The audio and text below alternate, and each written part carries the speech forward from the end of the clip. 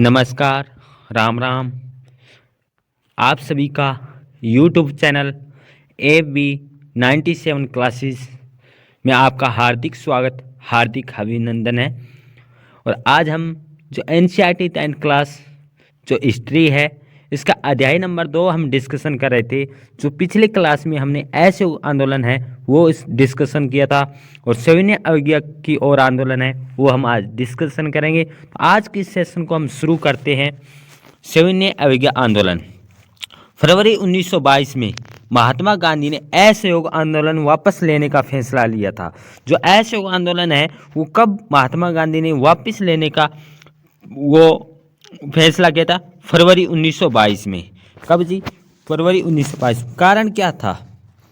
जो असहयोग आंदोलन वापस लेने का जो कारण था वो था जो एक चौराचारी नामक जगह है वो एक घटना होती है, उसके कारण जो असहयोग आंदोलन वापस लेना पड़ता है, क्योंकि वहाँ पुलिस चौकी में आग लगाने के कारण ये आंदोलन है महात्मा गांधी को वापस लेना पड़ता है।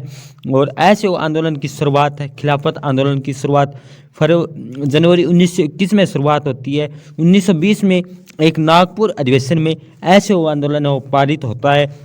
और शुरुआत असहयोग खिलाफत आंदोलन की शुरुआत 1921 और 1922 में असहयोग आंदोलन महात्मा गांधी के द्वारा वापस लिया जाता है। और दोस्तों ये जो क्लास है हमारी, ये जो NCERT 10th क्लास जो एग्ज़ाम बोर्ड है उनके लिए बेहतरीन क्लास, इंपॉर्टेंट क्लास हम कह सकते हो रहने वाले। और ऑल एग्ज़ाम कंपटीशन उसमें भी ये क्लास है वो इम्पोर्टेंट रहेगी। जो साथी इस क्लास को पहली बार देख रहे हैं वो इस चैनल को सब्सक्राइब जरूर करें, ज़्यादा से ज़्यादा इस वीडियो को, इस क्लास को शेयर करें। और जो असहयोग आंदोलन है क्या एक हिंसक होता जा रहा था, इस कारण महात्मा गांधी को ये असहयोग आंदोलन है फरवरी 1922 में वापस लेना पड़ा। सत्याग्रहियों को व्यापक परीक्षण की जरूरत है। कांग्रेस के कुछ नेता इस तरह के जन संघर्ष से थक चुके थे। 1919 के गवर्नमेंट ऑफ इंडिया एक्ट, 1919 का कौन सा एक्ट है?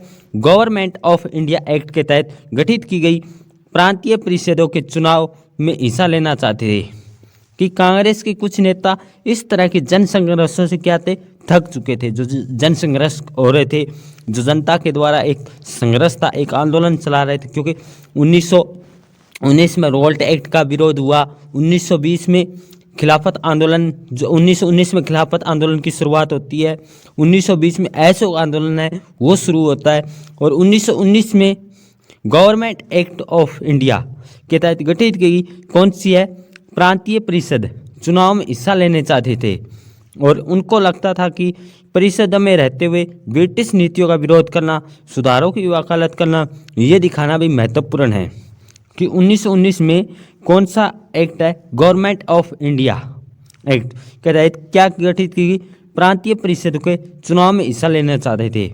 और उनको लगता था कि इन परिषदों में रहते हुए ब्रिटिश नीतियों का विरोध करना, सुधारों की वकालत करना, ये दिखाना भी महत्वपूर्ण है कि ये परिषदें लोकतांत्रिक संस्था नहीं है। CR दास और मोतीलाल नेहरू, CR दास और मोतीलाल नेहरू ने परिषद राजनीति में वापस लौटने के लिए कांग्रेस के भीतर ही स्वराज पार्टी का गठन कर डाला।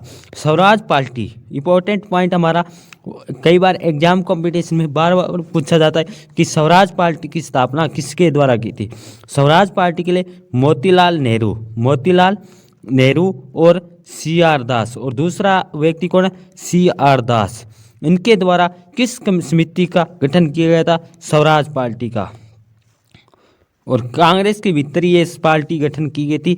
जवाहरलाल नेहरू और सुभाष चंद्र बोस जैसे युवा नेता ज़्यादा उग्र जन आंदोलन और पूर्ण स्वतंत्रता के लिए दबाव बनाए हुए थे।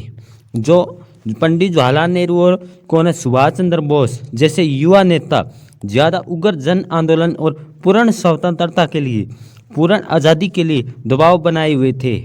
और यहाँ जो हमारा इम्पोर्टेंट पॉइंट बन सकता है कि एग्जाम कंपटीशन के लिए कि 1919 में कौन सा एक्ट था? गवर्नमेंट ऑफ इंडिया एक्ट के तहत गठित की प्रांतीय परिषदों के चुनाव में हिस्सा लेना चाहते थे। और उनके परिषद ब्रिटिश नीतियों का विरोध करना चाहते थे। और ये सुधारों की वकालत करना, ये क्या दिखावा भी महत्वपूर्ण था। और सीआर दास और मोतीलाल नेहरू ने कौन सी समिति का गठन किया था? तो हमारा आंसर आएगा स्वराज समिति या स्वराज पार्टी का गठन किया था। आंतरिक बहस व असहमति के इस माहौल में दो ऐसे तत्व थे। क्या कह रहा है कि जो आंतरिक बहस थी और असहमति के इस माहौल में दो ऐसे तत्व थे जिन्हें 20 के दशक के आखिरी सालों में भारतीय राजनीति की रूपरेखा एक बार फिर बदल दी। कि कौन सा दशक था जो जिसने आखिरी सालों में भारतीय राजनीति की रूपरेखा एक बार बदल दी? कौन सा दशक? 20 के दशक, 1920 के दशक बात बताई जा रही है। और पहला कारक था, जो पहले दो तत्व थे इसमें जो पहला जो कारक था वो था विश्वव्यापी आर्थिक मंदी का असर। जो कह रहा है कि 1920 के दशक में भारतीय राजनीति की दो रूपरेखा एक बार फिर से बदल दी। इनमें से दो कारक थे। जो पहला जो कारक था विश्वव्यापी आर्थिक मंदी का असर, और 1926 से कृषि उत्पादों की कीमतें गिरने लगी थी। 1926 से में क्या थी, कृषि जो उत्पादक थे उनकी कीमतें वो गिरने लगी, और 1930 के बाद जो पूरी तरह धराशायी हो गई थी। कृषि उत्पादों की मांग गिरी और निर्यात कम होने लगे। मांग भी गिर चुकी थी और निर्यात है वो भी कम होने लगा था। किसानों को अपनी उपज बेचना और लगान चुकाना भारी पड़ने लगा था। क्या हुआ कि जो किसानों की जो आय थी, इनकम थी, वो कम हो गई, क्योंकि ये उपज भी कम हो गई, निर्यात भी कम हो रहा था। इसके चक्कर चलते हुए क्या हुआ, आर्थिक मंदी है वो दौर शुरू हो गया था। पहला जो कारण था 1930 तक ग्रामीण इलाके भारी उथल पुथल से गुजरने लगे थे। इसी पृष्ठभूमि में ब्रिटेन की नई टोरी सरकार ने कि कह रहा है, इस पृष्ठभूमि में जो ब्रिटेन की कौन सी है सरकार, नई टोरी सरकार, कौन सी जी, टोरी सरकार ने सर जॉन साइमन के नेतृत्व में एक वैधानिक आयोग का गठन कर दिया। कि ब्रिटेन की एक नई सरकार कौन सी है, टोरी सरकार। किसका नेतृत्व के लिए एक आयोग का गठन किया, सर जॉन साइमन के नेतृत्व में। और राष्ट्रवादी आंदोलन के जवाब में गठित किए गए इस आयोग को भारत में संवैधानिक व्यवस्था की कार्यशैली का अध्ययन करना था।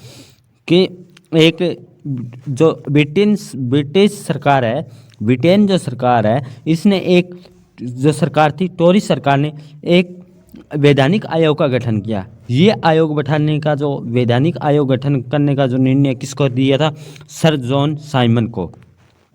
सर जॉन जो साइमन के नेतृत्व में एक कमेटी है, वो बैठक होती है, कमेटी का गठन होता है। और इसके जवाब में इस आयोग को भारत में संवैधानिक व्यवस्था की कार्यशैली का अध्ययन करना था, उसके बारे में सुझाव देने थे। इस आयोग में एक भारतीय सदस्य भी नहीं था, सारे अंग्रेजी। क्योंकि जो सर जॉन साइमन कमीशन है, इसमें एक कमेटी का गठन होता है, और इसको ये क्या भारतीय है, उनके लिए जो कार्यशैली है संवैधानिक व्यवस्था की कार्यशैली का अध्ययन करना है। और उनको इसमें जो ये सर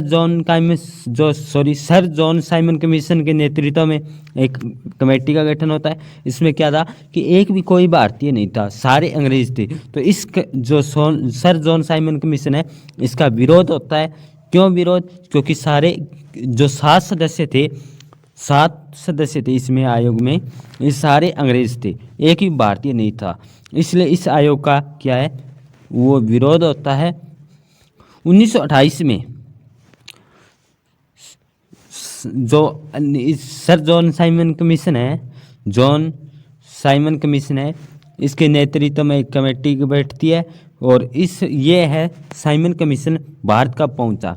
इंपॉर्टेंट क्वेश्चन बन सकता है कि साइमन कमीशन भारत कब आया, तो 1928 में आया था। इसका स्वागत साइमन कमीशन वापस जाओ या साइमन कमीशन गो बैक के नारों से किया गया था।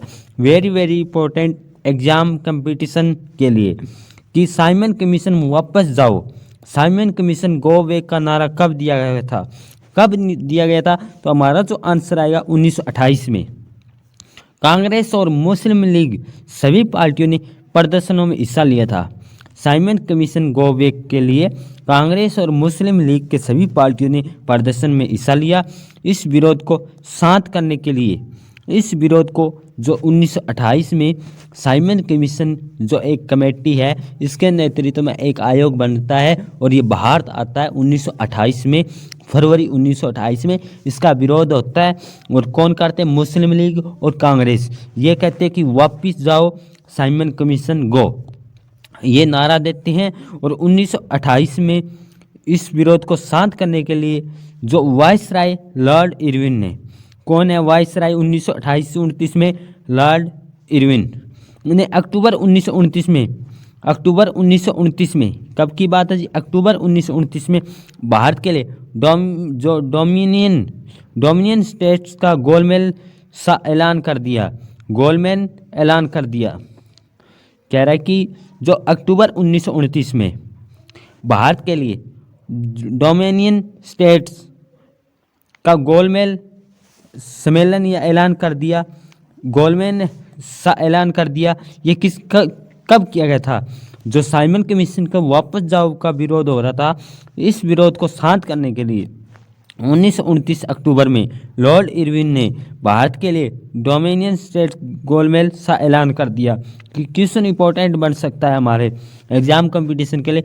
साइमन कमीशन जब भारत आया तो इसका विरोध किया गया था। इसको शांत करने के लिए, भारतीयों को शांत करने के लिए वायसराय लॉर्ड इरविन ने अक्टूबर 1929 में क्या ऐलान किया था? तो आएगा डोमिनियन स्टेट्स का ऐलान किया था।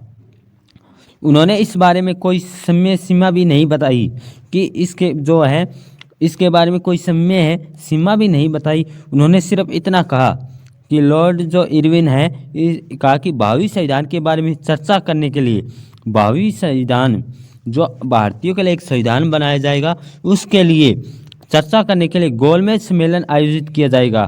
कि गोलमेज सम्मेलन आयोजित किया जाएगा कि 1928 में साइमन कमीशन फरवरी भारत आया तो इसका विरोध किया गया। उसको शांत करने के लिए किसने भारतीयों के लिए एक ऐलान किया कि आपका भावी संविधान है वो हम बनाएंगे?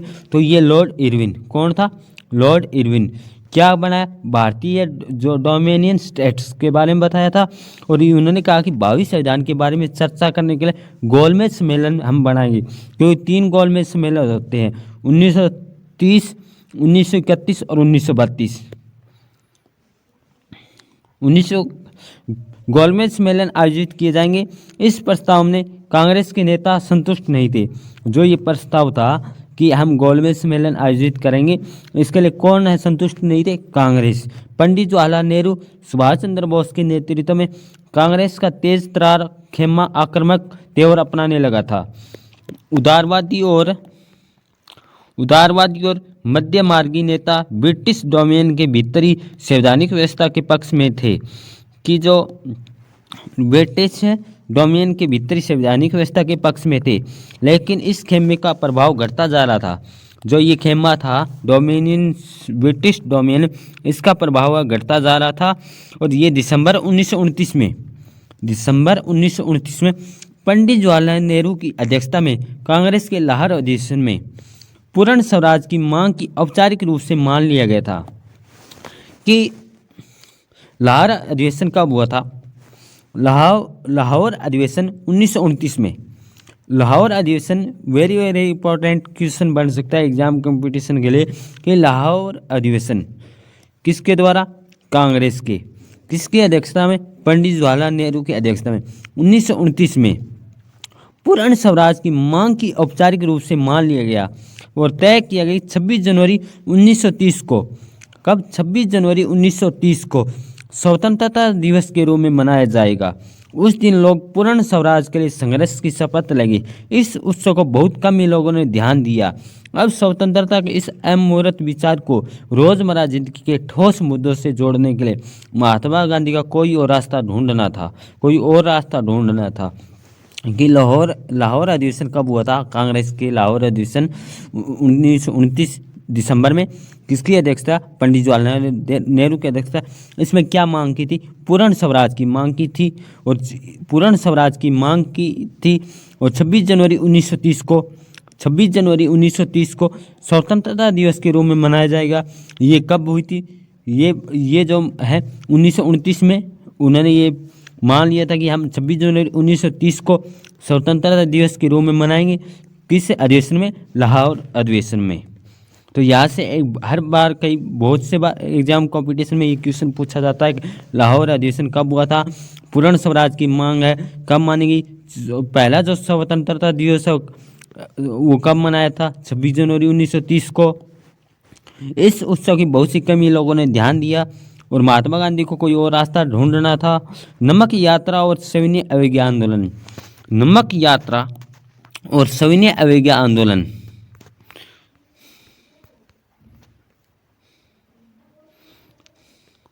साइमन कमीशन के खिलाफ शांतिपूर्ण प्रदर्शन के दौरान ब्रिटिश पुलिस ने लाला लाजपत राय पर हमला किया था, क्योंकि फरवरी 1928 में कौन आता है? साइमन कमीशन भारत आता है। इसका विरोध किसने किया था? लाला लाजपत राय ने किया था। और इसके कारण लाला लाजपत राय की क्या है, उसके सिर पे चोट लगती है और वह जख्मी के कारण उनकी मृत्यु हो जाती है। इलाहाबाद में कांग्रेस के नेताओं की बैठक 1931 में, यह बैठक है जो 1931 में हो रही है। कब? इलाहाबाद 1931 में। महात्मा गांधी के अलावा इस चित्र में आप सरदार वल्लभ भाई पटेल सबसे बाएं हैं, सबसे बाएं, और पंडित जवाहरलाल नेहरू सबसे दाएं हैं, और सुभाष चंद्र बोस बाएं से 500 को भी देख सकते हैं। जो स्वतंत्रता दिवस की जो शपथ है वो 26 जनवरी 1930 को जो शपथ ली गई थी, जो क्योंकि 1929 लाहौर अधिवेशन में कहा कि हम 26 जनवरी 1930 को किसके रूप में मनाई? स्वतंत्रता दिवस के रूप में। हमारा विश्वास है कि किसी भी समाज की तरह भारतीय जनता का भी एक अहरणीय अधिकार है कि उन्हें आज़ादी मिले, अपनी मेहनत का फल मिले और जीवन की सभी आवश्यकताएं पूरी हो, जिससे उन्हें आगे बढ़ने के परिपूर्ण अवसर मिले। हमारा यह भी विश्वास है कि यदि कोई भी सरकार अपनी जनता को इन अधिकारों से वंचित रखती है और दबाती है तो जनता को भी सरकार के बदलने या उसे समूल समाप्त करने का अधिकार है। भारत में जो ब्रितानी सरकार है, सरकार ने केवल भारतीय जनता को स्वतंत्रता से वंचित किया है। जो कौन सी सरकार है? ब्रितानी से जो सरकार है वो क्या कह रही है कि भारतीय को अपनी स्वतंत्रता है उससे वंचित किया है, बल्कि उससे जनता का शोषण भी किया है। देश को आर्थिक, राजनीतिक, सांस्कृतिक, आध्यात्मिक स्तर पर भी नष्ट कर दिया है। इसीलिए हमारा विश्वास है कि भारत को अनिवार्य रूप से ब्रिटेन के साथ अपने सभी संबंधों को समाप्त करके पूर्ण स्वराज्य प्राप्त करना चाहिए। ये 26 जनवरी 1930 इसलिए प्रथम स्वतंत्रता जो है वो दिवस मनाया था। इसकी जो घोषणा हुई थी ये हुई थी 1929 लाहौर अधिवेशन में, और इसकी अध्यक्षता कर रहे थे पंडित जवाहरलाल नेहरू के द्वारा। अब जो हमारा जो अगला जो पॉइंट है वो है नमक यात्रा और सविनय अवज्ञा आंदोलन। देश को एकजुट करने के लिए महात्मा गांधी को नमक एक शक्तिशाली प्रतीक दिखाई दिया कि देश को एकजुट करने के लिए महात्मा गांधी को क्या? नमक एक शक्तिशाली प्रतीक दिखाई दिया। 31 जनवरी 1930 कब की बात है जी? 31 जनवरी 1930 को वायसराय इरविन को एक खत लिखा कि 31 जनवरी 1930 को वायसराय कौन है? इरविन को एक खत लिखा। इस खत में उन्होंने 11 मार्गों का उल्लेख किया था।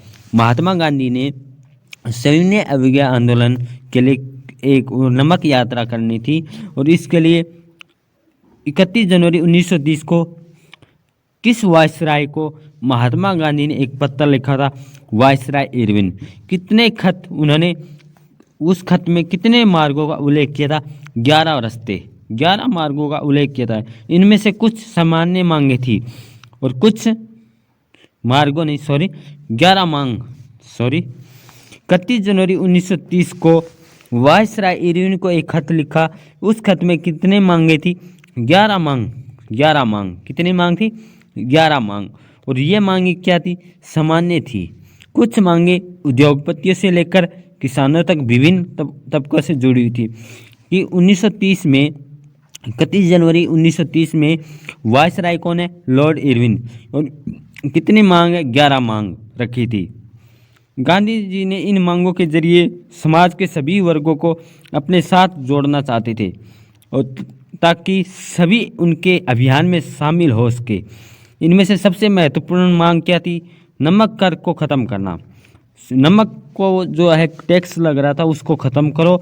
ये 11 मांग थी। 31 जनवरी 1930 को महात्मा गांधी ने एक खत लिखते हैं वाइस जो लॉर्ड इरविन को, और इसमें 11 मांगों में से एक नमक की मांग थी कि कर ख़त्म कर दें। नमक का अमीर गरीब सभी इस्तेमाल करती है। भोजन का एक अभिन्न हिस्सा है, इसलिए नमक पर कर और उनके उत्पादन पर सरकारी जारीदारी की महात्मा गांधी ने ब्रिटिश शासन की सबसे दमनकारी पहलू बताया था।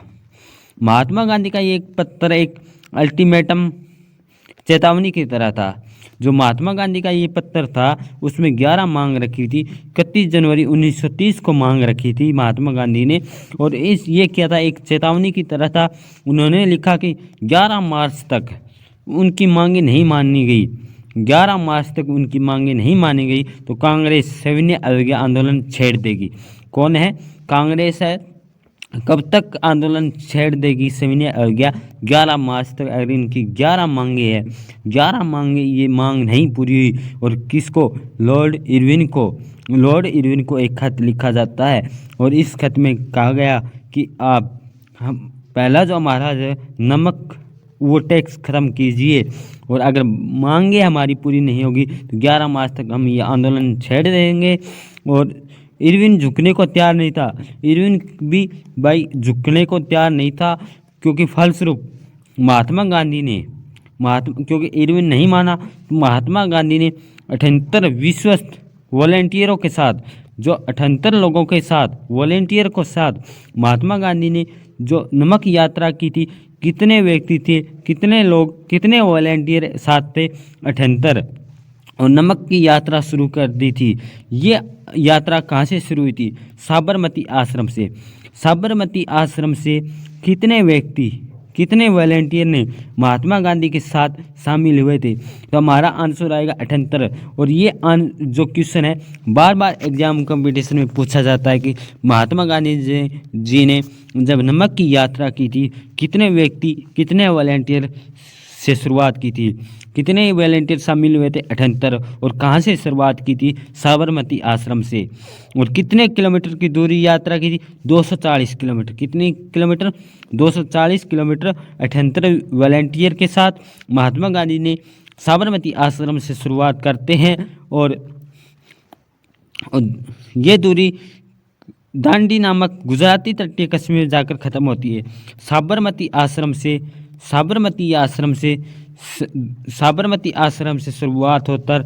शुरुआत होकर ये दांडी नामक गुजराती तटीय कस्बे में जाकर ख़त्म होती है।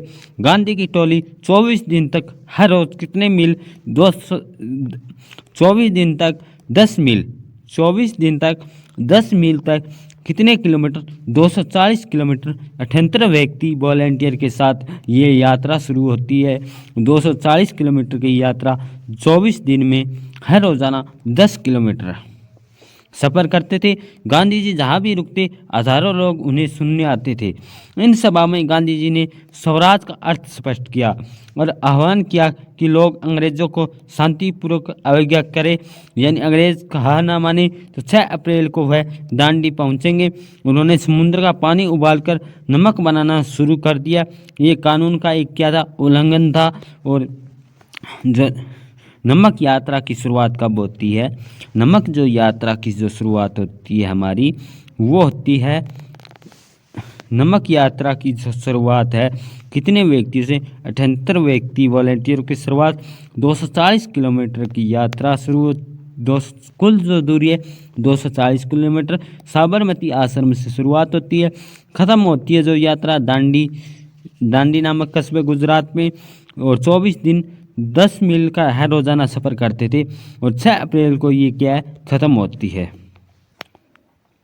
सविनय अवज्ञा आंदोलन शुरू होता है। ये आंदोलन असहयोग आंदोलन के मुकाबले किस तरह अलग था, इसके बारे में हम डिस्कशन करेंगे। इस बार लोगों को न केवल अंग्रेज़ों का सहयोग न करने के लिए बल्कि औपनिवेशिक कानूनों का उल्लंघन करने के लिए आह्वान किया जाने लगा।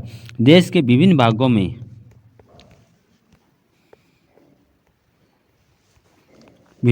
में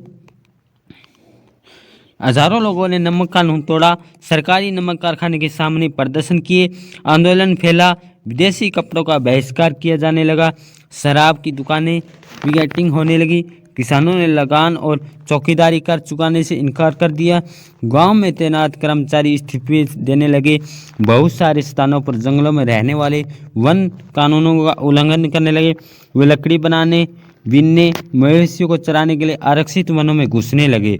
कि ये क्या था कि जो उनका विरोध हो रहा था ब्रिटिश का और सविनय अवज्ञा आंदोलन में लोग भागीदारी ले रहे थे।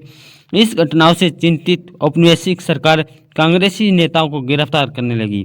कांग्रेसी जो नेता थे उनको गिरफ्तार करने लगी और ये बहुत सारे स्थानों पर हिंसक टकराव हुए।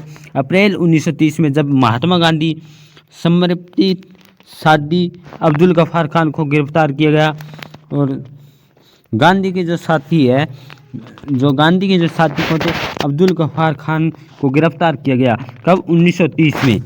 और घुसाई भीड़ शस्त्र बख्तरबंद गाड़ियों और पुलिस की गोलियों का सामना करते हुए सड़कों पर उतर गई। बहुत सारे लोग मारे गए। महीने भर जब महात्मा गांधी को भी गिरफ्तार कर लिया गया। सोलापुर के औद्योगिक मजदूरों ने अंग्रेजी शासन का प्रतीक पुलिस चौकियों, नगर पालिका भवन, अदालतों और रेलवे स्टेशन पर हमले शुरू कर दिए। तो 1930 में महात्मा गांधी के साथी को अब्दुल गफ्फार खान को गिरफ्तार किया गया था।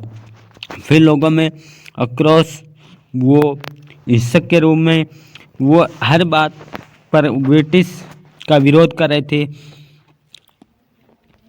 भयभीत सरकार ने निर्मम दमन का रास्ता अपनाया। शांतिपूर्ण सत्याग्रहियों पर हमले किए। औरतें बच्चों को मारा पीटा गया। लगभग 1 लाख लोग गिरफ्तार किए गए थे। महात्मा गांधी ने एक बार फिर आंदोलन वापस ले लिया। सविनय अवज्ञा आंदोलन भी वापस ले लिया गया था। कब? 5 मार्च 1931 को। 5 मार्च 1931 को उन्होंने इरविन के साथ एक समझौता किया। कि महात्मा गांधी ने इरविन के साथ कब समझौता किया था? सविनय अवज्ञा आंदोलन वापस लेने के। कब? 5 मार्च 1931। कब? 5 मार्च 1931 को एक समझौता किया और हस्ताक्षर कर दिए। इस गांधी इरविन समझौते के जरिए गांधी जी ने लंदन में होने वाले दूसरे गोलमेज सम्मेलन में हिस्सा लेना। पहला जो गोलमेज सम्मेलन हुआ वो 1930 में, दूसरा जो गोलमेज सम्मेलन हुआ था 1931 में। इसमें इरविन के साथ एक समझौता हुआ कि गांधी जी आप है दूसरे गोलमेज सम्मेलन है उसमें भाग ले सकते हैं। इसलिए महात्मा गांधी ने सविनय अवज्ञा आंदोलन है 5 मार्च 1931 को इरविन के साथ हस्ताक्षर करके वापस ले लिया और गोलमेज सम्मेलन में भाग लेने पर सहमति व्यक्त कर दी। पहले गोलमेज सम्मेलन में कांग्रेस का बहिष्कार कर चुकी थी। इसके बदले सरकार राजनीतिक कैदियों को रिहा करने पर राजी होगी। सरकार है किनको? राजनीतिक जो कैदी थे, जो राजनीतिक जो लोग थे उनको जेल में डाला हुआ था, उनको रिहा करने के लिए राजी होगी। दिसंबर 1931 में सम्मेलन के लिए गांधी जी कहाँ गए थे? 1931 में गोलमेज सम्मेलन कहाँ हो रहा था? दूसरा लंदन में हो रहा था और ये वार्ता बीच में टूट ही गई। ये वार्तालाप थी दूसरे गोलमेज सम्मेलन की बीच में टूट गई और निराश वापस लौटना पड़ा महात्मा गांधी को। यहाँ आकर उन्होंने पाया कि सरकार ने नए सिरे से दमन शुरू कर दिया। गफ्फार खान और पंडित जवाहरलाल नेहरू दोनों जेल में थे। तो अब्दुल गफ्फार खान को कब गिरफ्तार किया? 1930 में। और पंडित जवाहरलाल नेहरू को भी जेल में थे। कांग्रेस का गैर कानूनी घोषित कर दिया। कांग्रेस को क्या कर दिया? गैर कानूनी घोषित कर दिया। इन सभाओं, प्रदर्शनों और बहिष्कार जैसी गतिविधियों को रोकने के लिए सख्त कदम उठाए जा रहे थे। बाहरी आकांक्षाओं के बीच महात्मा गांधी ने सविनय अवज्ञा आंदोलन दोबारा शुरू कर दिया। 5 मार्च 1931 को वापस लिया। फिर जो सविनय अवज्ञा आंदोलन है महात्मा गांधी के द्वारा शुरू किया गया। ये आंदोलन कब तक चला? 1934 तक आते आते इसकी गति मंद पड़ने लगी थी। लोगों ने आंदोलन को कैसे लिया? हाँ, आइए देखेंगे। विपरीत जो देखेंगे सिविल नाफरमानी या सविनय अवज्ञा आंदोलन में क्या है? सविनय अवज्ञा आंदोलन में सविनय अवज्ञा आंदोलन का नाम क्या? सिविल नाफरमानी। सिविल नाफरमानी या सविनय अवज्ञा आंदोलन में शामिल विभिन्न सामाजिक समूह कौन से थे? कि जो नाफरमानी है, सिविल नाफरमानी या सविनय अवज्ञा आंदोलन जिसकी शुरुआत 1930 में हुई थी, महात्मा गांधी के द्वारा ये शुरू किया गया था सविनय अवज्ञा आंदोलन। इसमें कौन से सामाजिक समूह के लोग थे? आंदोलन में हिस्सा क्यों लिया? उनके आदर्श क्या थे? उनकी स्वराज के क्या मायने थे? वो हम आज डिस्कशन करेंगे। कि गांव में संपन्न किसान समुदाय कौन थे? समुदाय किसान समुदाय, जैसे गुजरात के पट्टीदार उत्तर प्रदेश के जाट आंदोलन में सक्रिय थे। कि गांव के संपन्न किसान समुदाय गुजरात के पट्टीदार उत्तर प्रदेश के जाट आंदोलन में सक्रिय थे। व्यावसायिक फसलों की खेती करने के कारण व्यापार में मंदी और गिरती कीमतों से बहुत परेशान थे। ये फसलों की में क्या था? फसलों जो है 1926 और इस दौर में 22-26 के दौर में क्या है, किसानों की जो खेती की जो आमदनी थी वो बहुत ही कम हो गई थी और सूखे के कारण भी हो रही थी और टैक्स वो ज़्यादा लिए जा रहे थे, जिससे किसानों की जो हालात है वो बहुत ख़राब थी। और इस कारण वो जब उनकी नगद आय खत्म होने लगी तो उनके लिए सरकारी लगान चुकाना नामुमकिन था, क्योंकि नगद आय भी खत्म हो रही थी तो वो लगान कैसे चुका सकते थे? तो ये भी बहुत ही नामुमकिन हो गया था। सरकार लगान कम करने को तैयार नहीं थी। सरकार कह रही हम तो जो जितना टैक्स ले रहे हैं वो उतना ही लेंगे, हमें कोई फर्क नहीं है कि जो आय हो रही है, नहीं, टैक्स तो लेंगे ही। तो इसलिए जो किसानों की जो हालत है बहुत ही खराब थी। चारों तरफ असंतोष था। चारों तरफ क्या था? असंतोष था। संपन्न किसानों ने सविनय अवज्ञा आंदोलन का बढ़ चढ़ कर समर्थन किया। जो किसान भी है वो सविनय अवज्ञा आंदोलन में बढ़ चढ़ कर हिस्सा लिया। क्यों लिया? किसानों की जो हालात बहुत खराब थी और जो टैक्स लिया जा रहा था उस पे कोई कमी नहीं की गई और जितना टैक्स पहले लिया जा रहा था उतना ही लिया जा रहा था। इसलिए किसानों ने सविनय अवज्ञा आंदोलन में भाग लिया था। उन्होंने अपने समुदाय को एकजुट किया और किसानों ने अपने समुदाय को, जो किसान वर्ग थे, उन्होंने अपने समुदाय को एकजुट किया और कई बार अनिच्छित सदस्यों को बहिष्कार के लिए मजबूर भी किया। और उनके लिए स्वराज की लड़ाई भारी लगान के खिलाफ लड़ाई थी। जो स्वराज की जो लड़ाई थी वो किसके? लगान के खिलाफ थी। और इसीलिए सविनय अवज्ञा आंदोलन में महात्मा गांधी जी का साथ दिया था। लेकिन जब 1931 में लगानों के घटे बिना आंदोलन वापस ले लिया गया, क्योंकि 1931 में किसान तो आए थे, किस लिए? किसान आए थे कि लगान को कम किया जाए। लगान इनका जो ऐसे होगा, जो सविनय अवज्ञा आंदोलन है उसमें भाग लेने का जो कारण था किसानों का, वो लगान था कि लगान कम करे और हम सविनय अवज्ञा आंदोलन में भाग लेंगे, इसका विरोध प्रदर्शन कीजिए। जब महात्मा गांधी 1931 में लॉर्ड इरविन के साथ एक हस्ताक्षर करते हैं और सविनय अवज्ञा आंदोलन है मार्च 1931 में वापस लेते हैं, परंतु जो किसान जो इस आंदोलन में शामिल हुए थे तो उनका जो लगान है वो कम नहीं हुआ अभी तक और सविनय अवज्ञा आंदोलन में वापस ले लिया गया था।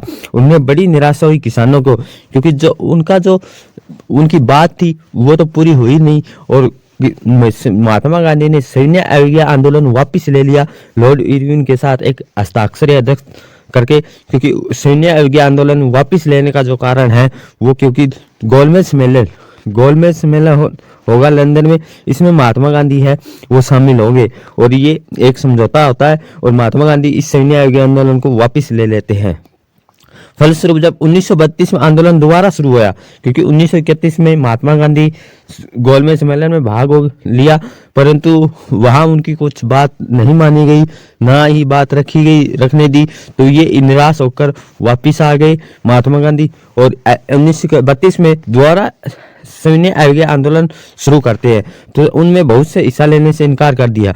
क्योंकि पहले जो उनकी बात हुई थी कि लगान को कम करे, ये तो बात मानी नहीं और 1931 में किसानों के बात को बिना कम हुए लगान कम नहीं हुआ। इस कारण महात्मा गांधी ने 1932 में फिर दोबारा शुरू किया कि इस बार हमारे साथ वही साथी जो पहली बार जो किसान आए थे वो भी साथ हो गए, परंतु महात्मा गांधी जी को पता नहीं था, क्योंकि उनकी जो बात थी उनके बिना ही वापस 1931 में सविनय अवज्ञा आंदोलन वापस ले लिया गया था। तो बहुत से किसानों ने उनका साथ नहीं दिया। गरीब किसान के लगान में कमी नहीं चाहते थे, तो उनमें से बहुत से सारे किसान जमींदारों से पट्टे पर जमीन लेकर खेती करते। जो पट्टे पर जो जमीन लेकर वो खेती करते थे, जो पट्टा है ठेकेदारी है उस पे, तो महाबंदी लंबी खिंची और नगद आमदनी गिरने लगी। छोटे पट्टेदारों के लिए जमीन का किराया चुकाना भी मुश्किल हो गया। वो चाहते थे कि उन्हें जमींदारों को जो भाड़ा चुकाना था उसे माफ कर दिया जाए। इसके लिए उन्होंने कई रेडिकल आंदोलन भी हिस्सा लिया, जिसका नेतृत्व अक्सर समाजवादियों कम्युनिस्टियों के हाथों में होता था। अमीर किसानों और जमींदारों की नाराजगी की बहस से कांग्रेस भाड़ा विरोधी आंदोलन को समर्थन देने में प्राय हिचकिचाती थी। इस कारण गरीब किसानों और कांग्रेस के बीच संबंध अनिश्चित बने रहे थे।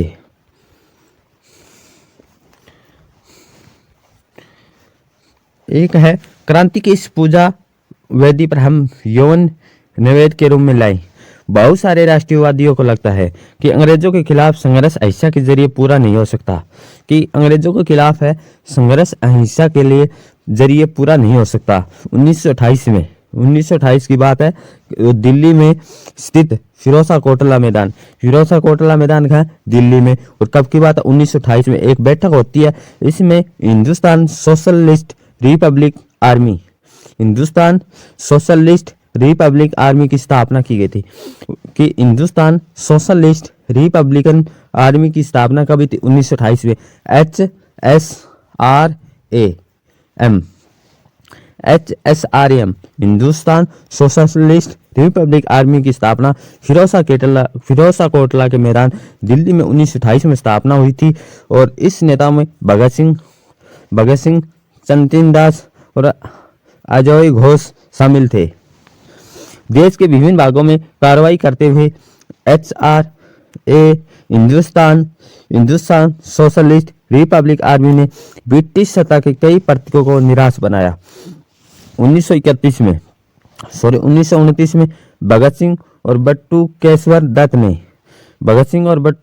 दत्त ने लेजिस्लेटिव है असेंबली पे बम फेंका था। कि जो लेजिस्लेटिव असेंबली है इस पे बम किसने फेंका था? 1929 में भगत सिंह और बटुकेश्वर दत्त ने। उसी साल उस ट्रेन को उड़ाने का भी प्रयास किया था जिसमें लॉर्ड इरविन यात्रा कर रहे थे। लॉर्ड इरविन जब यात्रा कर रहे थे 1929 में, तो उसकी ट्रेन को उड़ाने का प्रयास किसने किया था? जो भगत सिंह और बटुकेश्वर दत्त ने। जिस समय भगत सिंह का मुकदमा चला, उन्होंने फांसी दे दी गई थी। भगत सिंह को फांसी क्यों दी गई? क्योंकि लॉर्ड इरविन यात्रा कर रहे थे, तो उसे ट्रेन से उड़ाने का प्रयास किया था। और उस समय उनकी उम्र कितनी थी? 23 साल थी। फांसी दी गई थी, कितनी उम्र थी? 23 साल थी। अपने मुकदमों के दौरान भगत सिंह ने कहा कि बम और पिस्तौल की उपासना नहीं करते। ये किसके वाक्य थे? भगत सिंह के वाक्य थे, बल्कि समाज में क्रांति चाहते हैं। बम और पिस्तौल की उपासना नहीं करते, बल्कि समाज में क्रांति चाहते हैं। ये जो कथन थे भगत सिंह के थे। क्रांति मानव जाति का जन्मजात अधिकार है, जिसका अपहरण नहीं किया जा सकता। स्वतंत्रता प्रत्येक मनुष्य का जन्मसिद्ध अधिकार है। श्रमिक वर्ग ही समाज का वास्तविक पोषक है और जनता का सर्वोपरि सत्ता की स्थापना का श्रमिक वर्ग का अंतिम लक्ष्य है। इन आदर्शों के लिए, इस विश्वास के लिए हमें जो भी दंड दिया जाए, हम उसका सहर्ष स्वागत करेंगे। क्रांति की इस पूजा वेदी पर हम अपना यौवन निवेद्य के रूप में भी लाए हैं, क्योंकि इससे महान आदर्श के बड़े से बड़ा त्याग भी कम है। हम संतुष्ट हैं और क्रांति की आगमन की उत्सुकता पूर्वक प्रतीक्षा कर रहे हैं। इनकलाब जिंदाबाद। ये इनकलाब जिंदाबाद किसका नारा था? भगत सिंह का। और एक बम और पिस्तौल की उपासना नहीं करते, बल्कि समाज में क्रांति चाहते हैं, भगत सिंह का कथन था। भगत सिंह बटुकेश्वर दत्त बम कांड पर सेशन कोर्ट में बयान 6 जून 1929 दिल्ली। भगत सिंह और उनके साथियों के दस्तावेज जगमोहन सिंह चमनलाल से उद्धृत राजकमल पेपरबैक्स दिल्ली 2005।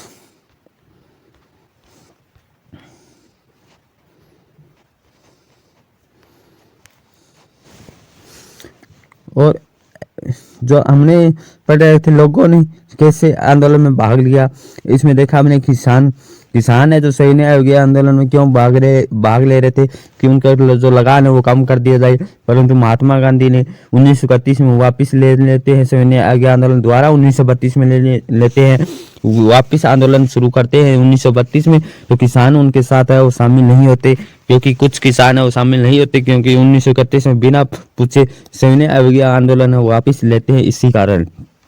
फिर आते हैं सैन्य अवज्ञा आंदोलन के बारे में क्या रुख अपनाया। पहले विश्व युद्ध के दौरान भारतीय व्यापारी और उद्योगपति ने भारी मुनाफा कमाया था कि जो पहला जो विश्व युद्ध हुआ था उसमें भारतीय व्यापारियों ने और उद्योगपतियों ने भारी मुनाफा कमाया था और वो ताकतवर हो चुके थे और अपने कारोबार को फैलाने के लिए उन्होंने ऐसी औपनिवेशिक नीतियों का विरोध किया जिसके कारण उनकी जो व्यावसायिक गतिविधियों में रुकावट आती थी। वो विदेशी वस्तुओं की आयात से सुरक्षा चाहते थे, जो विदेशी वस्तु का जो आयात हो रहा था उससे सुरक्षा चाहते थे और रुपया जो सटलरिंग विदेशी विनिमय अनुपात में बदलना चाहते थे जिससे आयात में कमी आ जाए। व्यावसायिक हितों को संगठित करने के लिए उन्होंने 1920 में भारतीय औद्योगिक व्यावसायिक Congress Indian industrial and commercial Congress और 1927 में भारतीय वाणिज्य एवं उद्योग परिसंघ का गठन किया था। कि 1920 में किसका गठन किया था? भारतीय औद्योगिक और व्यवसायिक कांग्रेस और 1927 में भारतीय वाणिज्य एवं उद्योग परिसंघ Indian industrial and commercial Congress 1920 में और federation of Indian chamber of commerce and industry FICCI ये 1927 में स्थापना हुई थी। पुरुषोत्तम दास, ठाकुर दास और जी.डी. बिड़ला जैसे माने जाने उद्योगपतियों के नेतृत्व में उद्योगपतियों ने भारतीय अर्थव्यवस्था पर औपनिवेशिक नियंत्रण का विरोध किया। पहले सिविल नाफरमानी आंदोलन, सिविल नाफरमानी जो आंदोलन था सविनय अवज्ञा आंदोलन का समर्थन किया। सिविल नाफरमानी आंदोलन कौन सा है? तो हमारा आंसर आएगा सविनय अवज्ञा आंदोलन। 1900 जो federation of Indian chamber of commerce and industry FICCI भारतीय वाणिज्य एवं उद्योग परिसंघ की स्थापना कब हुई थी? 1927। इंडियन इंडस्ट्रियल कमर्शियल और कांग्रेस की स्थापना कब हुई थी? 1920 में। और आंदोलन को आर्थिक सहायता दी और आयातित वस्तुओं को खरीदने या बेचने से इनकार कर दिया। ज्यादातर व्यवसायी स्वराज को एक ऐसे युग के रूप में देखना चाहते थे जहां कारोबार पर औपनिवेशिक पाबंदियां नहीं होगी, व्यापार और उद्योग निर्बाध ढंग से फल फूल सकेंगे। गोलमेज सम्मेलन की विफलता के बाद व्यवसायिक संगठनों का उत्साह भी मंद पड़ गया, क्योंकि जो गोलमेज सम्मेलन होता है उसमें विफलता होती है। इस विफलता के बाद व्यवसायिक संगठन के उत्साह भी वह कम पड़ गया। उग्र गतिविधियों का भय था कि वह लंबी अशांति की आशंका और कांग्रेस के युवा सदस्यों में समाजवाद के बढ़ते प्रभाव से डरे हुए थे। औद्योगिक श्रमिक वर्ग ने सैन्य आंदोलन से नागपुर के अलावा कहीं भी बहुत बड़ी संख्या में हिस्सा नहीं लिया। जो औद्योगिक श्रमिक है वो नागपुर के अलावा कहीं भी हिस्सा नहीं लिया। जैसे जैसे उद्योगपति कांग्रेस के नजदीक आ रहे थे, उद्योगपति किसके नजदीक आ रहे? कांग्रेस के, तो मजदूर कांग्रेस से छिटकने लगे और फिर भी कुछ मजदूरों ने सैन्य आंदोलन में हिस्सा लिया। उन्होंने विदेशी वस्तुओं के बहिष्कार जैसे गांधीवादी विचारों को कम वेतन व खराब कार्य स्थितियों के खिलाफ अपनी लड़ाई से जोड़ लिया था। 1930 में रेलवे कामगारों की और 1932 में गोदी कामगारों की हड़ताल हुई। 1920 में रेलवे कामगारों, 1932 गोदी कामगारों की जो हड़ताल हुई। 1930 छोटा नागपुर की 3 खानों के हजारों मजदूरों ने गांधी टोपी पहनकर रैली और बहिष्कार अभियानों में हिस्सा लिया। फिर भी कांग्रेस अपने कार्यक्रम में मजदूरों की मांगों को समाहित करने में हिचकिचा रही थी। कांग्रेस को लगता था कि इस उद्योगपति आंदोलन से दूर चले जाएंगे, साम्राज्यवादी विरोधी ताकतों में फूट पड़ेगी। सिविल नाफरमानी आंदोलन, सिविल जो नाफरमानी सविनय अवज्ञा आंदोलन में औरतों ने बड़े पैमाने पर हिस्सा लिया। गांधी जी के नमक सत्याग्रह के दौरान हजारों औरतें उनकी बहुत बातें सुनने के लिए घर से बाहर आ जाती थी। उन्हें जुलूसों में हिस्सा लिया, नमक बनाया और विदेशी कपड़ों शराबों की दुकानों की पिकेटिंग की। बहुत सारी महिलाएं जेल भी गई।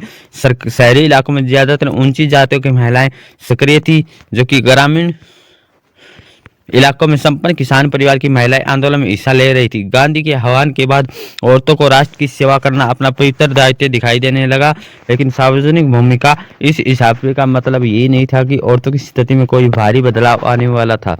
गांधी जी का मानना था घर चलाना, चूल्हा चौका करना, अच्छी माँ अच्छी पत्नी की भूमिका का निर्वाह करना ये औरत का असली कर्तव्य है। इसलिए लंबे समय तक कांग्रेस संगठन में किसी भी महत्वपूर्ण पद पर औरतों को जगह देने से हिचकिचाती रही। कांग्रेस को उनकी प्रतीकात्मक उपस्थिति में यही दिलचस्पी थी। सैन्य अवज्ञा की सीमाएं क्या थी?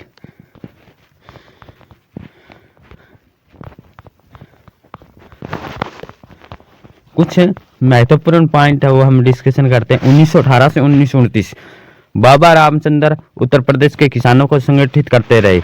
19 जो हमने जो पहली जो क्लास थी उसमें डिस्कशन किया था कि जो बाबा रामचंद्र उत्तर प्रदेश के किसानों को संगठित करते हैं, और वो एक कौन से थे? फिजी में एक मजदूर संगठन के थे। और 1929 में रोल्ट एक्ट के खिलाफ गांधीवादी हड़ताल, जलियांवाला बाग हत्याकांड। 13 अप्रैल 1919 को क्या होता है? रोल्ट एक्ट और जलियांवाला बाग हत्याकांड 1919। जनवरी 1921 असहयोग आंदोलन, खिलाफ आंदोलन शुरू। फरवरी में चौराचारी गांधी जी असहयोग आंदोलन वापस ले लिया जाता है। असहयोग और खिलाफत आंदोलन कब होता है? 1921 में शुरू होता है, और जो असहयोग आंदोलन है 1920 में नागपुर अधिवेशन में पारित होता है, और फरवरी 1922 में चौराचारी गांधी जी असहयोग आंदोलन वापस ले लेते हैं।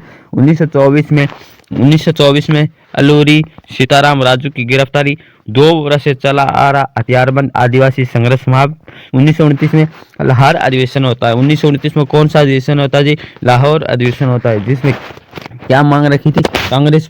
कांग्रेस ने मांग रखी कि पूर्ण स्वराज की। 1930 में अम्बेडकर दलित वर्ग एसोसिएशन की स्थापना करते हैं। जो एसोसिएशन की स्थापना है कब होती है? 1930 में। कब होती है जी? 1930 में होती है। किसके द्वारा? अम्बेडकर के द्वारा की जाती है। 1930 में गांधी जी दांडी में नमक कानून का उल्लंघन करते हैं। 1930 में किसका उल्लंघन करते हैं? नमक का। कहाँ करते हैं जी? दांडी। और ये सविनय अवज्ञा आंदोलन शुरू करते हैं, और मार्च 1931 में गांधी जी आंदोलन है वो वापिस लेते हैं। दिसंबर 1931 में दूसरा गोलमेज सम्मेलन होता है। 1932 में सविनय अवज्ञा आंदोलन पुनः प्रारंभ होता है।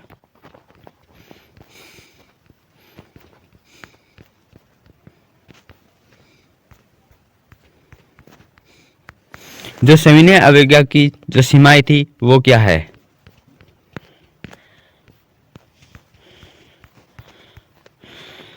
सभी सामाजिक समूह स्वराज की अमूर्त अवधारणा से प्रभावित नहीं थे। ऐसा ही एक राष्ट्र के अछूतों का था।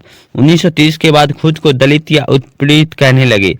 कांग्रेस ने लंबे समय तक दलितों पर ध्यान नहीं दिया, क्योंकि वे कांग्रेस रूढ़िवादी सवर्ण हिंदू सनातन पंथियों से डरी हुई थी। लेकिन महात्मा गांधी ने ऐलान किया कि जो अस्पृश्यता, छुआछूत को खत्म करके बिना 100 साल तक भी स्वराज की स्थापना नहीं की जा सकती। उन्होंने अछूतों को हरिजन यानी ईश्वर की संतान बताया।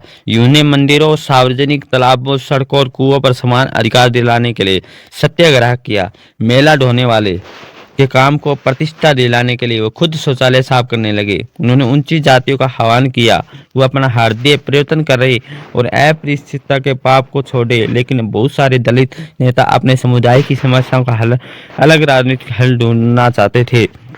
वे खुद को संगठित करने लगे। उन्होंने शिक्षा संस्थानों में आरक्षण के लिए आवाज उठाई, अलग निर्वाचन क्षेत्रों की बात कही ताकि वहां से विधायी परिषद को लिए केवल दलितों को ही चुनकर भेजा जा सके। उनका मानना था कि उनकी सामाजिक अपंगता केवल राजनीतिक शक्तिकरण से ही दूर हो सकती है। इसलिए सविनय अवज्ञा आंदोलन में दलितों की हिस्सेदारी काफी सीमित थी। महाराष्ट्र और नागपुर क्षेत्र में ये बात खास तौर से दिखाई देती कि जहाँ उनके संगठन काफी मजबूत थे। तो महात्मा गांधी ने जो सविनय अवज्ञा की जो सीमाएं में महात्मा गांधी ने अछूत जो दलित वर्ग उनके बारे में ये कहा कि जो इनके भी जो छुआछूत है, जो अछूत है, ये क्या है? हरिजन यानी ईश्वर की संतान बताया है। जो अछूतों को महात्मा गांधी ने किसकी संतान बताया? ईश्वर की संतान बताया है। और इनके बिना जो ये क्या है, जो अस्पृश्यता का पाप छोड़े बिना एक राष्ट्र है, एक राज्य के रूप में वो नहीं हो सकता। और वो खुद है मेला ढोने के काम को प्रतिष्ठा दिलाने के लिए खुद क्या करते? शौचालय साफ करने लगे। ऊंची जाति को आह्वान किया कि अपने हृदय परिवर्तन करें, अपना हृदय है वो परिवर्तन करें और अस्पृश्यता के पाप को छोड़े। लेकिन बहुत सारे दलित नेता क्या थे, इन समुदायों की समस्या का अलग अलग राजनीतिक हल ढूंढना चाहते थे। डॉक्टर अंबेडकर ने 1930 में, डॉक्टर अंबेडकर ने कब की बात है जी, 1930 में। कब की बात है? 1930 में दलितों को दलित वर्ग एसोसिएशन में संगठित किया। दलितों के लिए अलग निर्वाचन क्षेत्रों के सवाल पर दूसरे गोलमेज सम्मेलन में महात्मा गांधी के साथ उनका काफी विवाद हुआ। दूसरे गोलमेज सम्मेलन में किन का विरोध हुआ था? महात्मा गांधी और अंबेडकर जी का। जब ब्रिटिश सरकार ने अंबेडकर की मांग मान ली, ब्रिटिश सरकार ने किसकी मांग मानी थी? अंबेडकर की।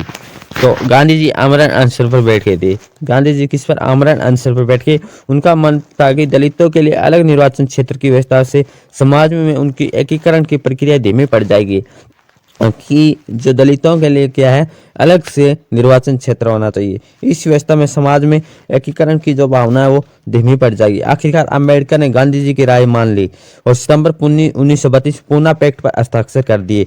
पूना पैक्ट कब होता है? Very very important exam competition के लिए भी, कि पूना पैक्ट कब होता है? 1932 में। किन किन के बीच होता है? महात्मा गांधी और अंबेडकर के बीच। किस लिए होता है? क्योंकि अंबेडकर चाहते हैं कि निर्वाचन क्षेत्र है वो दलितों के लिए अलग हो, महात्मा गांधी चाहते हैं ऐसा ना हो, क्योंकि इससे एकीकरण की जो भावना है वो प्रक्रिया धीमी पड़ जाएगी। इसलिए महात्मा गांधी और अंबेडकर के बीच एक समझौता होता है, वो होता है पूना पैक्ट, और 1932 में होता है। इसमें दलित वर्गों के, जिन्हें बाद में अनुसूचित जाति के नाम से जाना जाता था, दलित वर्ग है उनको किस नाम से? अनुसूचित जाति के नाम से जाना गया। प्रांतीय केंद्रीय विधायी परिषद में आरक्षित सीटें मिल गई। केंद्रीय प्रांतीय विधायी परिषद में जो पूना पैक्ट होता है उसके बाद के आरक्षित सीटें मिल गई। दलित वर्गों का नाम अनुसूचित जाति के नाम से जाना लग गया, और हालांकि उनके लिए मतदान सामान्य निर्वाचन क्षेत्र में होता, उनका मतदान किस में होता? सामान्य निर्वाचन क्षेत्र में। फिर भी दलित आंदोलन कांग्रेस के नेतृत्व में चल रहे राष्ट्रीय आंदोलन को शंका की दृष्टि से ही देखता रहा। भारत के कुछ मुस्लिम राजनीतिक संगठन ने भी सविनय आज्ञा आंदोलन के प्रति कोई खास उत्साह नहीं दिखाया। ऐसे और खिलाफत आंदोलन के शांत पड़ जाने के बाद मुसलमानों का एक बहुत बड़ा तबका कांग्रेस में कटा हुआ महसूस करने लगा। 1920 के दशक के मध्य में कांग्रेस हिंदू महासभा जैसे हिंदू धार्मिक राष्ट्रवादी संगठनों के काफी करीब दिखने लगी। जैसे जैसे हिंदू मुस्लिम के बीच संबंध खराब होते गए, दोनों समुदाय उग्र धार्मिक जुलूस निकालने लगे। ऐसे कई शहरों में हिंदू मुस्लिम सांप्रदायिक टकराव व दंगे हुए। हर दंगे के साथ दोनों समुदाय के बीच फासला बढ़ता गया। कांग्रेस और मुस्लिम लीग ने एक बार फिर गठबंधन का प्रयास किया। 1927 में ऐसा लगा था कि अब एकता स्थापित हो जाएगी। सबसे महत्वपूर्ण मतभेद भावी विधानसभा में प्रतिनिधित्व के सवाल पर थे।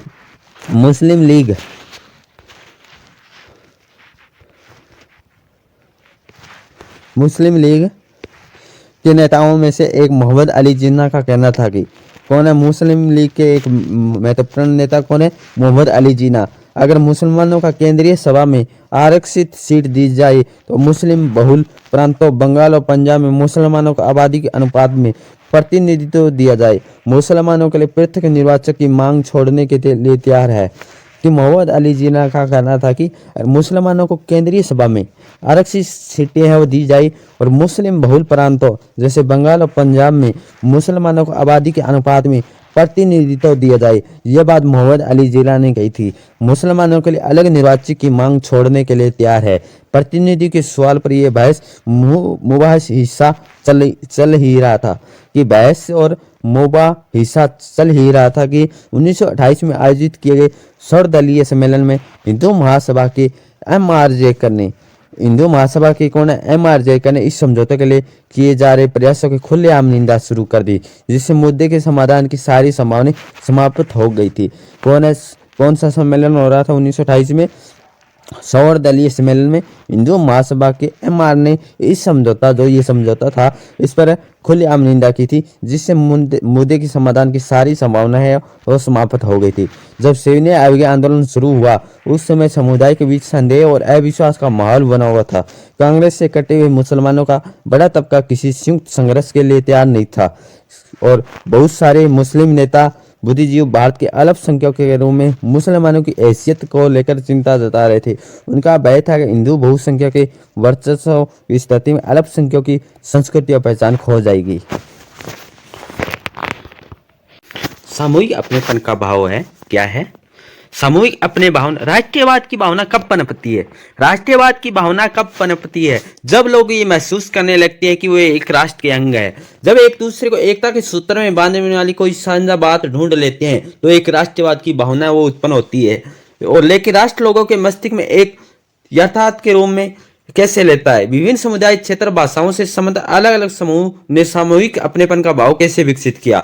सामूहिक अपनेपन की भावना कब पैदा होती है? पहले तो राष्ट्रवाद की भावना कब उत्पन्न होती है? जब लोग महसूस करने लगते हैं कि एक ही राष्ट्र के अंग है और एक दूसरे को एकता के सूत्र में बांधने की कोई बात ढूंढ लेते तो एक राष्ट्रवाद की भावना उत्पन्न होती है। कह रहे कि सामूहिक अपनेपन की भावना कब उत्पन्न होती है? जब होती है जब आंशिक रूप से संयुक्त संघर्षों के चलते पैदा हुई थी। जो ये भावना कब होती है? आंशिक रूप से संयुक्त जो संघर्ष चल रहे थे उसमें अपनेपन की है, सामूहिक अपनेपन की भावना उत्पन्न होती है। बहुत सी ऐसी सांस्कृतिक परंपराएं थी उसके कारण भी अपनी सामूहिक अपनेपन की भावना उत्पन्न होती है, जिनके जरिए राष्ट्रवाद लोगों की कल्पना की दिलो दिमाग पर छा गई थी। इतिहास, साहित्य, लोक कथाएं, गीत व चित्र, प्रतीक सभी ने राष्ट्रवाद का साकार करने में अपना योगदान दिया था। ये एक सामूहिक अपनेपन के बारे में, एक राष्ट्रवाद की भावना के बारे में कुछ जो इतिहास है, साहित्यकार है, चित्र है, लोक कथाएं हैं, इन्होंने एक राष्ट्रवाद को साकार करने में अपना योगदान दिया था। क्वेश्चन आ सकता है कि राष्ट्रवाद को साकार करने में किन किन चीजों का योगदान था? तो हमारा आंसर आएगा कि इतिहास थे, साहित्य थे, लोक कथाएं थे और गीत थे। और जैसा कि आप जानते हैं कि राष्ट्र की पहचान सबसे ज्यादा किस तस्वीर में की गई है? भारत माता में। भारत के लिए भारत माता में है, परंतु वर्ल्ड हिस्ट्री के लिए हमने अध्याय नंबर 1 में देखा था एक चित्र को। और जो 20वीं शताब्दी राष्ट्रवाद के विकास के साथ भारत की पहचान भी भारत माता की छवि से की जा सकती है। इस छवि का जो निर्माण किसने कराया था? बंकिम चंद्र चटर्जी ने करवाया था। बंकिम चंद्र चट्टोपाध्याय ने किया था। कब किया था? 1870 के दशक में किया था। और किसके रूप में दर्शाया? मातृभूमि की स्तुति के रूप में। और किस में गीत लिखा था? वंदे मातरम गीत लिखा था। और क्वेश्चन आ सकता है कि वंदे मातरम गीत है किसके द्वारा लिखा गया था? हमारा आंसर आएगा बंकिम चंद्र चट्टोपाध्याय के द्वारा लिखा गया था। और एक मातृभूमि की जो चित्र है वो भी बनाया था, वो किसने बनाया था? भारत माता का, वो भी बंकिम चंद्र चट्टोपाध्याय ने बनाया था। और ये बाद में ये गीत है क्या? अपने उपन्यास आनंद मठ उपन्यास किसका है? तो हमारा आंसर आएगा जी बंकिम चंद्र चट्टोपाध्याय का।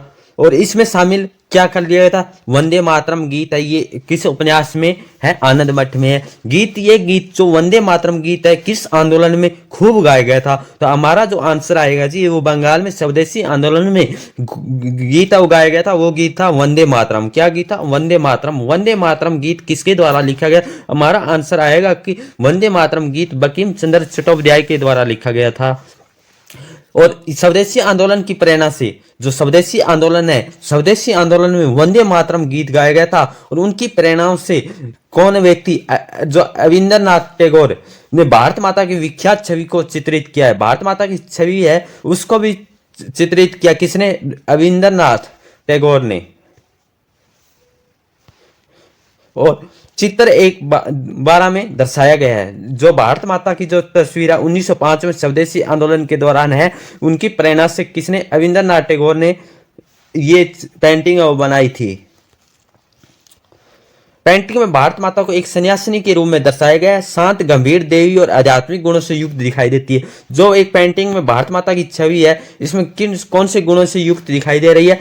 शांत है, गंभीर और देवी और आध्यात्मिक है। आगे ये चलकर इस छवि को बड़े पैमाने पर तस्वीरों में उतारना जाने लगा है। विभिन्न कलाकार इस तस्वीर बनाने लगे और भारत माता की छवि विविध रूप से ग्रहण करती है। और राष्ट्रवाद का विचार है भारतीय लोक कथाओं को पुनर्जीवित करने में आंदोलन में मजबूत किया। कि राष्ट्रवाद को क्या करने में? राष्ट्रवाद को, भारतीय लोक कथाओं को क्या करने? पुनर्जीवित करने में यह आंदोलन भी मजबूत हुआ। 19वीं शताब्दी के आखिरी राष्ट्रवादी ने बाटों और चरणों के द्वारा गाई और सुनाई जाने वाली, क्या है, गाई और सुनाई जाने वाली लोक कथाओं को दर्ज करना शुरू कर दिया। क्या दर्ज करना शुरू कर दिया? 19वीं शताब्दी राष्ट्रवादियों ने भाटो और चारणों के द्वारा जो गाई और सुनाई जाने वाली लोक कथा थी उनको दर्ज करना शुरू कर दिया। लोकगीत जनश्रुतियों को इकट्ठा करने गांव गांव घूमने लगे। उनका मानना था कि कहानियां हमारी इस परंपरागत संस्कृति की ये तस्वीर पेश करती है, बाहरी ताकतों के प्रभाव से भ्रष्ट दूषित हो चुकी है। अपनी राष्ट्रीय पहचान को ढूंढने और अपने अतीत में गौरव का भाव पैदा करने के लिए इस लोक परंपरा को बचा कर रखना जरूरी था। बंगाल में खुद रविंद्रनाथ टैगोर, जो रविंद्रनाथ टैगोर है जिन्होंने पेंटिंग बनाई थी 1905 में भारत माता की छवि को दर्शाया था, और ये खुद रविंद्रनाथ टैगोर लोक गाथा गीत, बाल गीत और मिथकों को इकट्ठा करने निकल पड़े थे। उन्होंने लोक परंपराओं को पुनर्जीवित करने वाले आंदोलन का नेतृत्व किया था। रविंद्रनाथ टैगोर ने मद्रास में नटेशा शास्त्री द फोकल लोर्स ऑफ सर्दर्न इंडिया के नाम से तमिल लोक कथाओं का विशाल संकलन किया, और ये विशाल संकलन है जो 4 खंडों में प्रकाशित था। क्वेश्चन आ सकता है कि मद्रास में नटेशा शास्त्री ने एक क्या है द फोकल लोर्स सर्दर्न इंडिया के नाम से तमिल लोक कथाओं का विशाल संकलन किया था, ये कितने खंडों में विभाजित था? तो हमारा आंसर आएगा 4 खंडों में विभाजित था। और उनका मानना था कि लोक कथा राष्ट्रीय साहित्य होती है, लोक कथा राष्ट्रीय साहित्य होती है। मद्रास में नटेशा शास्त्री का मानना था, और ये लोगों को असली विचारों विशिष्टताओं की सबसे विश्वसनीय अभिव्यक्ति है। जैसे जैसे राष्ट्रीय आंदोलन आगे बढ़ा, राष्ट्रवादी नेता लोग एकजुट करने और उसमें राष्ट्रीयवाद की भावना बढ़ने के लिए इस तरह के चिन्हों और प्रतीकों के बारे में ज्यादा जागरूक होते हुए, जैसे इस तस्वीर में दर्शाया हुआ है। और बंगाल में स्वदेशी आंदोलन के दौरान एक तिरंगा झंडा, बंगाल में स्वदेशी आंदोलन है उसके दौरान एक तिरंगा झंडा, उसका रंग कैसा था, कैसे तैयार किया गया था? हरा था, पीला था और लाल। स्वदेशी आंदोलन में एक तिरंगा झंडा था, उसमें कौन से कलर थे? तो हरा, पीला और लाल। हरा, पीला और लाल रंगों से स्वदेशी आंदोलन में एक झंडा तैयार किया गया था। इसमें ब्रिटिश भारत के 8 प्रांतों को प्रतिनिधित्व करते हुए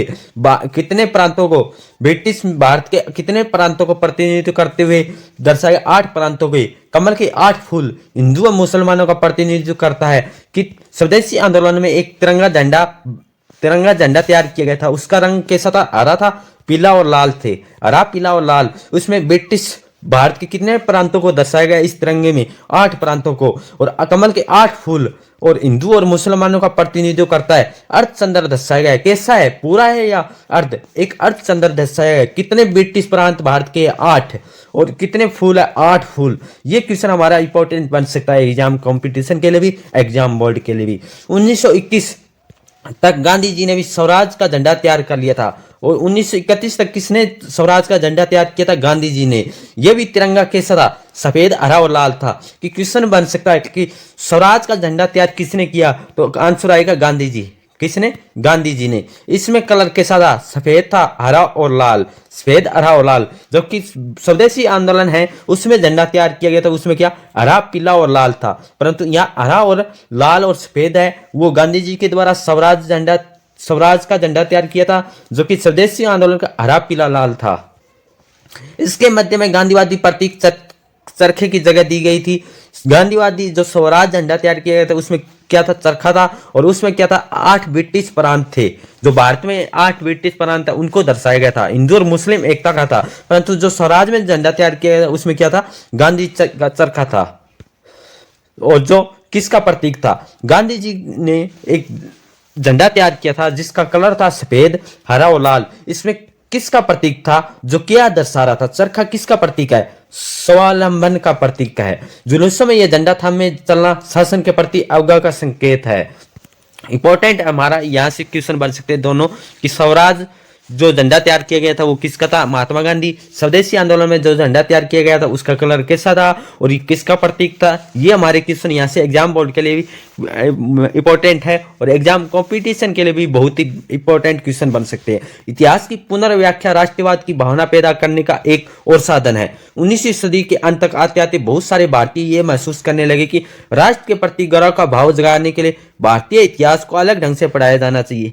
अंग्रेजों की नजर में भारतीय पिछड़े हुए हैं और आदिम लोग थे। अंग्रेजों की नज़र में भारतीय क्या थे? पिछड़े थे और आदिम लोग थे, अपना शासन खुद ही नहीं संभाल सकते। इसके जवाब में भारत के लोग अपनी महान उपलब्धियों की खोज से अतीत की ओर देखने लगे और उन्हें इस गौरवमयी प्राचीन युग के बारे में ये लिखना शुरू कर दिया जब कला और वास्तुशिल्प, विज्ञान और गणित, धर्म और संस्कृति, कानून और दर्शन, हस्तकला और व्यापार फल फूल रहे थे। उनका कहना था कि इस महान युग के पतन का समय आया और भारत को गुलाम बना लिया गया, इस राष्ट्रवादी इतिहास में पाठकों को अतीत में भारत की महानता व उपलब्धियों पर गर्व करने, ब्रिटिश शासन के तहत दुर्दशा से मुक्ति के लिए संघर्ष का मार्ग अपनाने का आह्वान किया जाता है और लोगों को एकजुट करने की इन कोशिशों की अपनी समस्याएं थी जिसे अतीत का गौरवयान किया जा रहा है। वह हिंदुओं का अतीत था जिन पर छवियों का सहारा लिया जा रहा था। वे हिंदू के प्रतीक थे, इसलिए अन्य समुदाय के लोग अलग थलग महसूस करने लगे थे। तो कुछ बातें हैं कि यहाँ पर जो तस्वीर दर्शाई गई थी भारत माता की, जो पेंटिंग बनाई थी वो रविंद्रनाथ टैगोर के द्वारा 1905 में बनाई गई थी। पंडित जवाहरलाल नेहरू एक लोकप्रिय चित्र दर्शाया गया है, चित्र नंबर 13, क्योंकि ये क्या है, एक आंदोलन के लिए जो चित्र है, एक भावना पैदा उत्पन्न हो सके, राष्ट्रीय भावना, इस रूप से ये चित्र बनाए गए थे। और एक भारत माता की जो छवि है रविंद्रनाथ टैगोर के द्वारा पेंटिंग तैयार की गई थी। निष्कर्ष क्या निकलता है?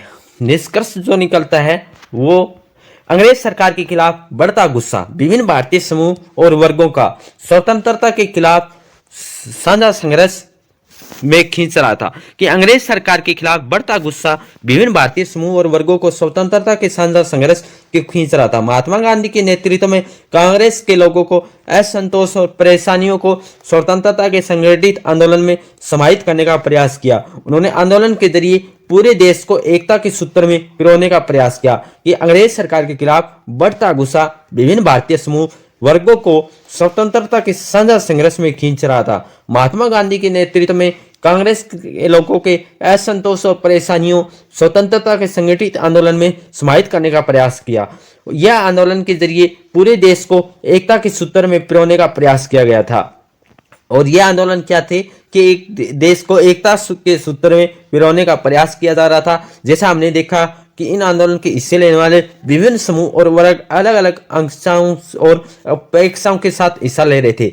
उनकी शिकायतें बहुत व्यापक थी, इसलिए औपनिवेशिक शासन से मुक्ति का भी सबके लिए अपना अपना अर्थ था। कोई लोग क्या थे, जैसे किसान थे, किसान क्या चाहते थे कि टैक्स कम हो, और व्यापारी है वो चाहते जो आयात निर्यात हो रहा है उसके लिए जो टैक्स लग रहा है वो कम हो। इसलिए हर अलग अलग की जो अपनी अपनी समस्याएं थी, इसके लिए जो अर्थ थे वो अलग अलग थे, वो हमने डिस्कशन किया था।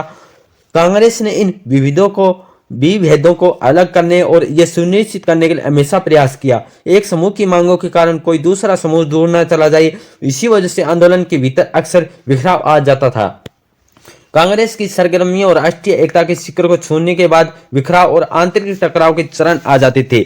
संक्षेप में क्या है, राष्ट्र उभर रहा था, जो राष्ट्र है वो राष्ट्रीयवाद उभर रहा था, वो औपनिवेशिक शासन से मुक्ति की चाह रखने वाले अपनी सारी आवाजों को पुंज रहा था।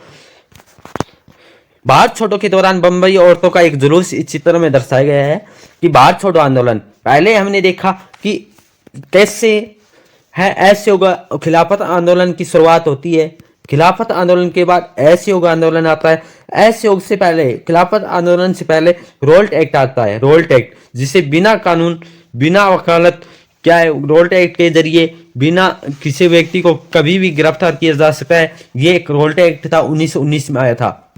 इसका विरोध में 13 अप्रैल 1919 को जलियांवाला बाग हत्याकांड हुआ था और 1919 के बाद खिलाफत आंदोलन शुरू हुआ।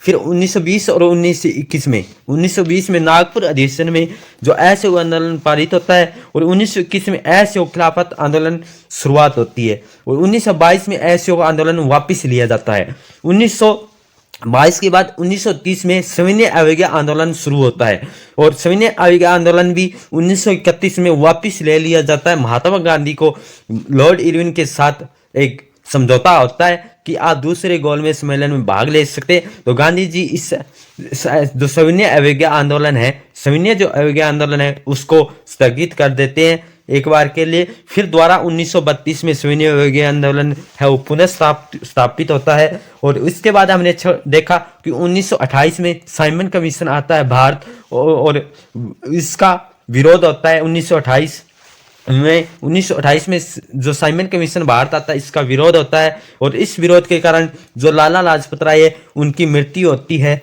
क्योंकि जब उनका विरोध कर रहे थे साइमन कमीशन का तो उनके सिर पर लाठियां बरसाई गई थी, इसके कारण उनकी मृत्यु हो जाती है। 1930 के बाद में हम ऐसे आंदोलन, भारत छोड़ो आंदोलन है, ये जैसे क्रिप्स मिशन की असफलता और द्वितीय विश्व युद्ध के प्रभाव ने भारत में व्यापक असंतोष का जन्म दिया।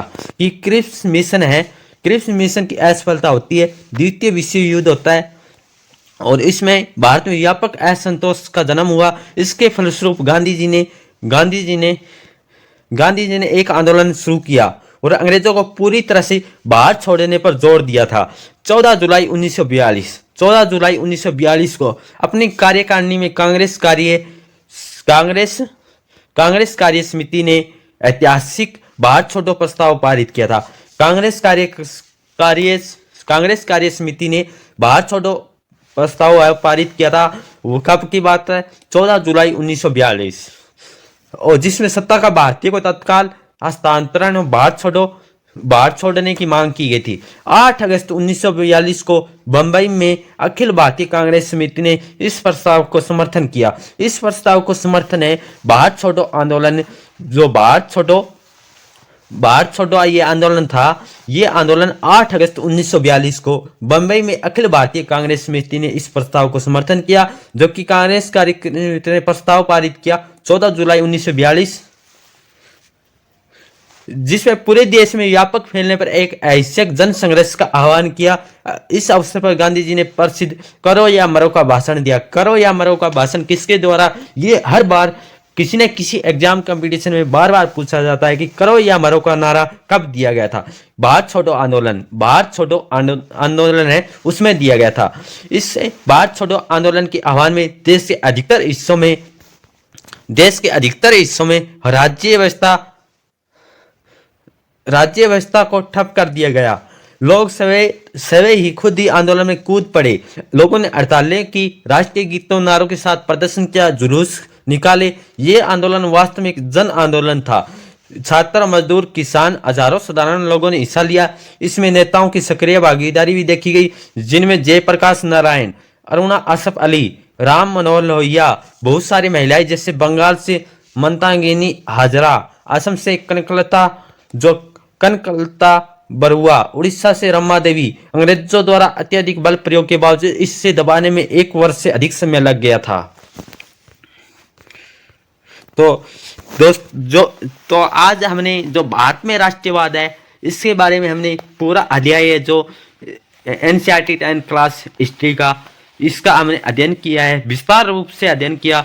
जो शुरुआत कैसी हुई, एक राष्ट्र राज्य क्या होता है, इसकी शुरुआत किन किन कारणों से हुई, क्या एक राष्ट्रवाद के बारे में क्या भावनाएं उत्पन्न होती है, ये हमने डिस्कशन किया। और सविनय अवज्ञा है, असहयोग आंदोलन है, खिलाफत आंदोलन है, इसके बारे में हमने डिस्कशन किया। और जो भी साथी इस वीडियो को पहली बार देख रहे हैं तो इस चैनल को सब्सक्राइब जरूर करें और लाइक करें, शेयर करें। मिलते हैं नए नेक्स्ट चैप्टर के साथ। Thank you all of you.